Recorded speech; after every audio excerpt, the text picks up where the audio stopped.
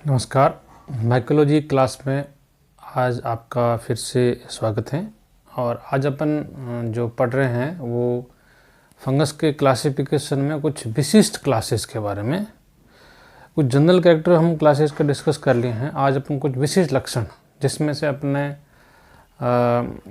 ओमाइसीटीज, फाइकोमाइसीटीज, एस्कोमाइसीटी and बैसिडोमाइसीटी discuss कर लिए हैं।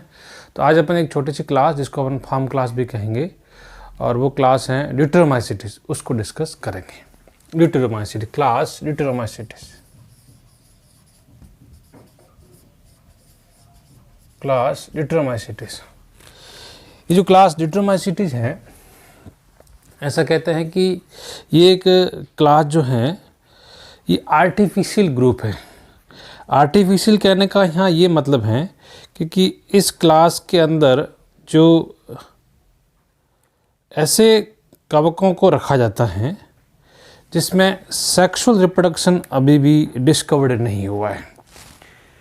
यानी जिस ऐसा कोई सा भी फंगस अगर हम उसको क्लासीफाई कर रहे हैं और उसमें सेक्स रिप्रोडक्शन नहीं देखने को मिल रहा है तो हमने एक ऐसे क्लास में रख दिया गया है, एक ऐसा ग्रुप बना दिया गया है जहाँ कि उसको रख दिया जाएगा। बाद में जब पता लगेगा कि इस क्लास, इस मेंबर के अंदर रिप्रोडक्शन डिस्कवर हो गया है तो फिर वहाँ से उसको निकाल दिया जाएगा और अपने दूसरे जहाँ उसका सूटेबल प्लेस होगा, जैसे एस्कोमाइसीटीज या बैसिडोमाइसीटीज में रख दिया जाएगा। तो इस क्लास को जो है आर्टिफिशियल ग्रुप कहा गया है। इसके अलावा इसको फंजाई इम्परफेक्टाई पी कहा गया है। इसका यहाँ ये मतलब है कि there are two life cycles, either perfect life cycle या स्टेजेस या फिर नॉट परफेक्ट, इनपरफेक्ट स्टेजेस। तो मेनली जो है वो दो स्टेजेस हैं। जो परफेक्ट स्टेज, इसका मतलब है सेक्सुअल स्टेज, और जो इम्परफेक्ट हैं उसको कह रहे हैं एसेक्सुअल स्टेज। Asexual stage. तो क्योंकि इस फंगस में, ड्यूटेरोमाइसीटीज में सेक्सुअल स्टेज नहीं है तो इसको अपन परफेक्ट फंजाई नहीं कहेंगे। तो फिर इसके अंदर एसेक्सुअल रिप्रोडक्शन बाय कोनिडिया या फिर other mode of reproduction presents, said to be fungi imperfect है। इसके अलावा इसको अपन कहेंगे आर्टिफिशियल ग्रुप। अभी अपने डिस्कस किया कि इसको आर्टिफिशियल क्यों कहते हैं, क्योंकि एक ऐसा ग्रुप बना दिया गया है जो कि नेचुरल नहीं है, आर्टिफिशियल हमने बनाया है कि कोई सा भी फंगस जिसमें उसकी रिप्रोडक्टिव स्टेजेस डिस्कवर्ड नहीं है तो फिर एक बार तो उस ग्रुप में रख दिया गया है कि बाद में जब खोजा जाएगा तो अलग बात है, अभी तो उसको रख दिया गया, तो एक आर्टिफिशियल ग्रुप है। और क्योंकि इसमें सेक्सुअल स्टेज नहीं है तो इसको क्लास एन भी कहते हैं। एन का मतलब हो गया हैप्लॉइड स्टेजेस, क्योंकि रिप्रोडक्शन होगा नहीं सेक्सुअल तो डिप्लॉइड बनेगा नहीं, तो इसको क्लास एन भी कहा गया है। अभी अपन बात कर रहे हैं कि जब ये आर्टिफिशियल ग्रुप हैं और इसमें रिप्रोडक्शन का डिस्कवर नहीं किया गया है, और यदि रिप्रोडक्शन डिस्कवर हो गया है तो हम उसको यहाँ से निकाल के या तो एस्कोमाइसीटीज या फिर बैसिडियोमाइसीटीज में रखेंगे। एस्को या बैसिडियोमाइसीटीज में ही क्यों रखेंगे, फाइकोमाइसीटीज में क्यों नहीं? तो उसके कारण है कि इसके अंदर एसेक्सुअल स्टेज के अंदर यहाँ क्लियर है कि इस ड्यूटेरोमाइसीटीज के अंदर जो है हाइफी जो हैं वो सेप्टेट है। और फिर अगर हम बात करें हमारे इससे पहले क्लास एस्को, बैसिडियो और फाइकोमाइसीटीज कॉमन, तो इनमें से सिर्फ इसी में ही सेप्टा नहीं मिलता, इन दोनों में सेप्टा पाया जाता है। क्या सेप्टा होता ही नहीं है, सिनोसिटिक है। तो फिर एसेक्सुअल ये कन्फर्म है कि इसी क्लास में से होंगे, और इसलिए इनको या तो एस्कोमाइसीटीज या फिर बैसिडियोमाइसीटीज में ही रखा जाएगा। फिर पता लगा कि उसके जो कैरेक्टर एस्कोमाइसीटीज से मैच खा रहे हैं तो अपन एस्कोमाइसीटीज में, बैसिडियो से खा रहे हैं तो बैसिडियोमाइसीटीज में रख दिया जाएगा।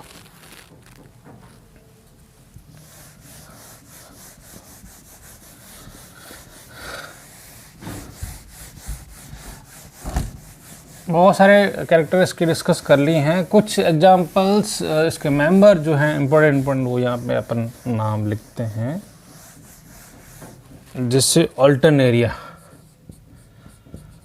Alternaria solani which cause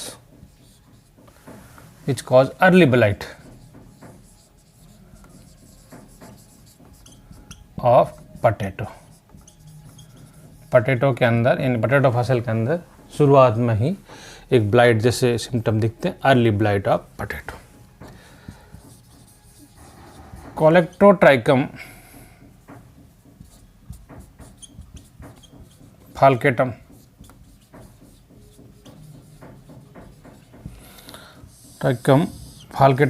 cause red rot in sugar cane के अंदर रेड रॉट, तना जो है, स्टेम जो होता है वो, उसमें रेड कलर का रॉटिंग दिखना शुरू हो जाता है। सार्कोस्पोरा पर्सोनेटा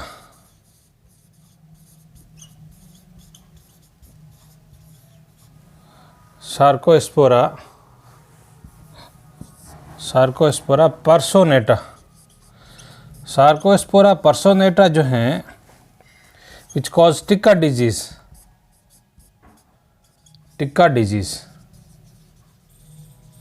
इन ग्राउंडनट,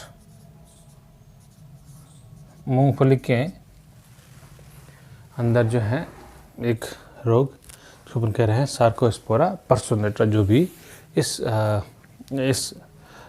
ल्यूट्रोमाइसीट्स का एक मेंबर है। ठीक है, तो ये तो कुछ स्पेसिफिक मेंबर जो थे वो इस क्लास में जो बिलोंग कर रहे थे।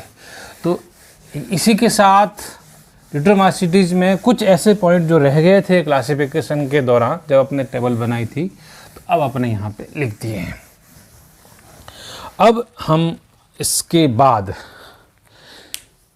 बाद हमारे सिलेबस में जो स्पेसिफिक ग्रुप हैं उनका लाइफ साइकिल और डिटेल स्टडी करेंगे, लेकिन उससे पहले हम बात करेंगे फंगस के कुछ और पॉइंट्स जो कि हमने पहले डिस्कस करते वक्त कहा था कि हम उसको बाद में डिस्कस करेंगे, जैसे सिम्बायोटिक फंजाई, यही कहेंगी सिम्बायोटिक फॉर्म ऑफ फंजाई।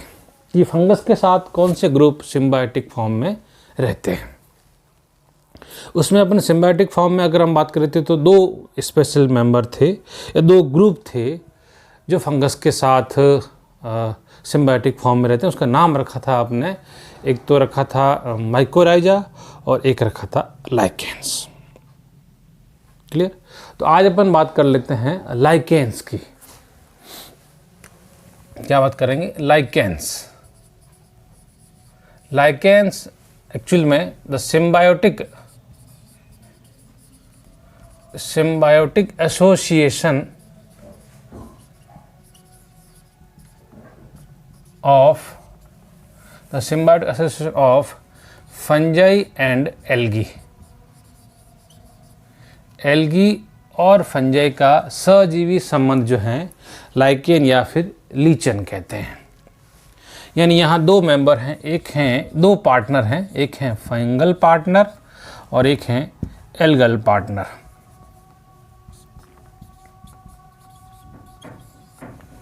इन दोनों का एक साथ मिलकर और दोनों को म्यूचुअल बेनिफिट्स हो, एक दूसरे को इक्वल बेनिफिट्स हो, बराबर बेनिफिट्स हो, they are said to be a symbiotic relations.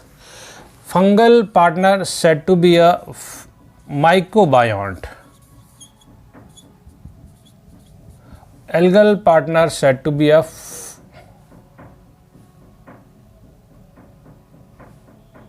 phycobiont,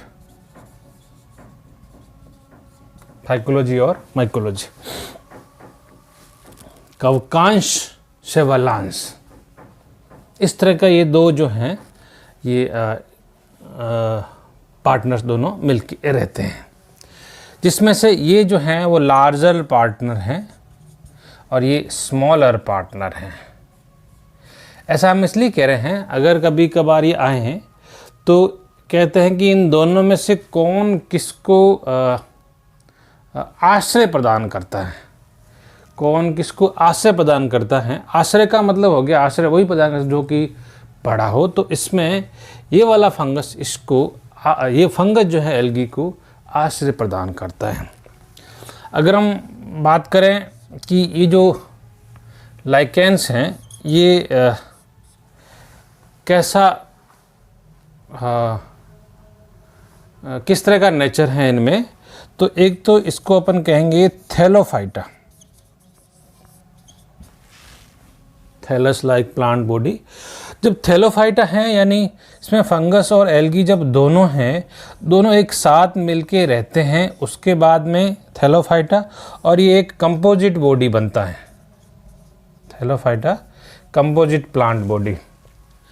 लेकिन उसके बावजूद भी फंजाई और एल्गी दोनों अपना इंडिविजुअल आइडेंटिटी मेंटेन करके रखते हैं। भले एक साथ हैं लेकिन वो दोनों इंडिविजुअलिटी है वो उनकी मेंटेन रहती है। इसके अलावा अपन इसमें लाइकेन में बात करेंगे कि जो लाइकेन्स हैं दे आर स्लो ग्रोइंग। ये जो क्लास हैं यानी सॉरी ये जो लाइकेन्स हैं वो धीमी वृद्धि करते हैं, स्लो ग्रोइंग है। स्लो ग्रोइंग के अलावा ये एक पेरेनियल्स हैं। पेरेनियल का मतलब होता है कि बहुवर्षीय हैं और इसको ग्रो करने में इसको ये प्लांट बॉडी कई सालों तक, कई वर्षों तक अपना लाइफ साइकिल बनाए रखता है। तो ये बहुवर्षीय भी हैं, पेरेनियल्स भी हैं। इसके अलावा जो लाइकेन्स हैं वो ऐसा कहते हैं कि प्रदूषण के अच्छे सूचक माने जाते हैं। They are the good indicator of pollution. Pollution में भी स्पेशली एयर पोल्यूशन और एयर पोल्यूशन में भी स्पेशली SO2 पोल्यूशन इंडिकेटर। तो कभी कभार एक क्वेश्चन बनता है कि ऐसे कौन से प्लांट ग्रुप हैं, फॉलोइंग प्लांट ग्रुप जो कि शहरी क्षेत्रों में नहीं पाए जाते। इसका मतलब ये है कि शहरी क्षेत्रों का मतलब ये हो गया क्योंकि वहाँ पे जो प्रदूषण ज़्यादा होता है, सल्फर डाइऑक्साइड की मात्रा ज़्यादा होती है, तो फिर वहाँ पे ये लाइकेन जो है वो ग्रो नहीं करते। यानी जहाँ लाइकेन ग्रो नहीं करते हैं इसका मतलब वहाँ पे वह सल्फर डाइऑक्साइड की मात्रा ज़्यादा है। इसके अलावा लाइकेन्स में एक और पॉइंट है जो डिस्कस करने वाला होता है और वो है हेलोटिज्म। बड़ा इम्पोर्टेंट है हेलोटिज्म। क्या है हेलोटिज्म? ऐसा मानते हैं कि जो दोनों एल्गी और फंजाई जब दोनों मिल के रहते हैं, तो अभी अपन कह रहे थे कि दोनों कंपोजिट हैं लेकिन अपनी आइडेंटिटी लॉस नहीं करते। तो यह जो हेलोटिज्म है एक तरह का मास्टर स्लेव रिलेशनशिप है, मास्टर और स्लेव का रिलेशनशिप। इसका यहाँ ये मतलब है कि यह जो दोनों मेंबर हैं उनमें से एक मास्टर कहा, उनको अपन मास्टर कह सकते हैं और एक को स्लेव कह सकते हैं। मतलब यानी एक मास्टर को स्लेव की ज़रूरत है और स्लेव को मास्टर की ज़रूरत है और दोनों ही एक दूसरे के बिना रह भी नहीं सकते। दोनों की आवश्यकता एक दूसरे पर निर्भर करती है, इसलिए इसको हेलोटिज्म या फिर मास्टर स्लेव रिलेशन कहा गया है। कभी कभार इसको हस्बैंड वाइफ रिलेशन भी कहा जाता है। इसके अलावा अब अपन बात करेंगे इसके लाइकेन्स के क्लासिफिकेशन की। तो लाइकेन के जो क्लासिफिकेशन है मेनली मॉर्फोलॉजी के बेस्ड है और मॉर्फोलॉजी में इसके 3 तरह के लाइकेन्स हैं, जिसमें कि एक्सटर्नल मॉर्फोलॉजी कैसी है, इसमें फ्रूटिकोज, फोलियोज और क्रस्टोज लाइकेन्स, जो अपन नेक्स्ट क्लास में बात करेंगे। Thank you.